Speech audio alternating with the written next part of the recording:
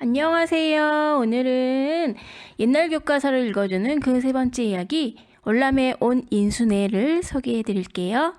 인순애는 해방되기까지 북한에서 농사를 짓고 살았다. 집도 있고 논도 밭도 많아서 머슴까지 두고 살았다.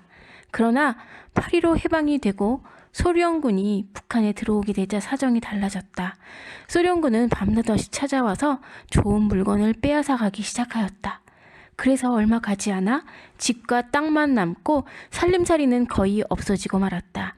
그런데 어느 날 공산당원들이 오더니 아무 이유도 없이 인순애를 머슴이 살던 방으로 내쫓고 남아있던 양식마저 그들이 차지하고 말았다.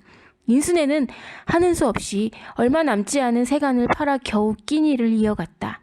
이렇게 집까지 빼앗기고 만 인순애는 그래도 땅이 있으니 어떻게 되겠지 하고 희망을 잃지 않고 살아가려고 애를 썼다. 그러나 그것도 헛된 일이 되고 말았다. 공산당들은 토지개혁을 한다는 핑계로 인순애의 논밭을 모조리 빼앗고 말았다. 인순애뿐 아니라 지금까지 논밭을 가지고 농사를 짓고 살던 사람은 모두가 인순애와 같은 일을 당하고 말았던 것이다.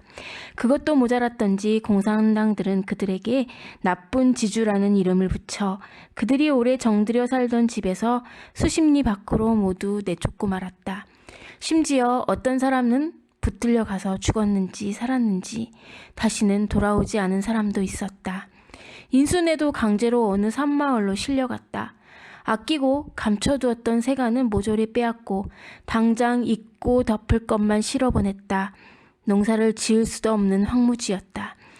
우리가 무슨 죄를 지었단 말인가? 남의 것을 강제로 빼앗고 고향에서 못 살게 내쫓는 것이 공산당인가? 인수의 어린 마음에도 공산당은 강도나 다를 바 없다고 생각되었다. 여름이었다. 인순애는 주어진 산을 깎고 풀밭을 파일궈서 밭을 만들어 농사를 짓기 시작하였다. 밭에는 조와 콩을 심었다. 메마른 땅에서 곡식이 많이 난리 없었다.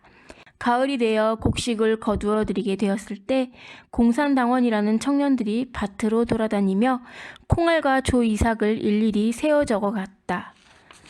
그런 다음 현물세라는 이름을 붙여 곡식을 거두어 갔다. 밭에서 거두어 들인 곡식을 몽땅 바쳐도 현물세에 미치지 못했다. 인제는 굶어 죽는 수밖에 도리가 없구나. 아버지는 한숨만 쉬셨다. 온 식구가 일만 죽도록 하고 거둬들인 것이라고는 빈 깍지밖에 없었던 것이다. 당장 먹고 살기가 곤란했다. 추수가 끝나자마자 현물세를 받아간 뒤에도 김일성의 동상을 세우느니 뭐니 하면서 곡식을 헌납해야 된다고 하여 또 거두어 갔다. 그 뒤에도 민청 회빈이 뭐니 하며 또 곡식을 거두어 갔다. 1년 내내 땀 흘려 농사를 짓기는 했으나 남은 것이 있을 까닭이 없었다. 무엇 때문에 농사를 지어야 하나? 인수는 생각할수록 공산당이 믿기만 했다. 이런 일이란 북한 아니고는 세상에 다시 없을 것 같았다. 소나 말을 부려도 먹이기는 하는 법이다. 그러나 죽도록 일을 해도 먹을 수 없는 것이 북한이었다. 6.25 사변이 일어나고 애타게 기다리고 바라던 국군이 북한으로 들어갔을 때 누구보다도 먼저 국군을 환영한 것은 북한의 농민들이었다.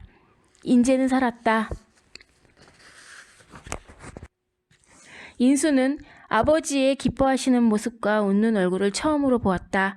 싸움의 형편이 달라졌을 때 인순애가 후퇴당하는 국군을 따라 남한으로 온 것은 두말할 것도 없다.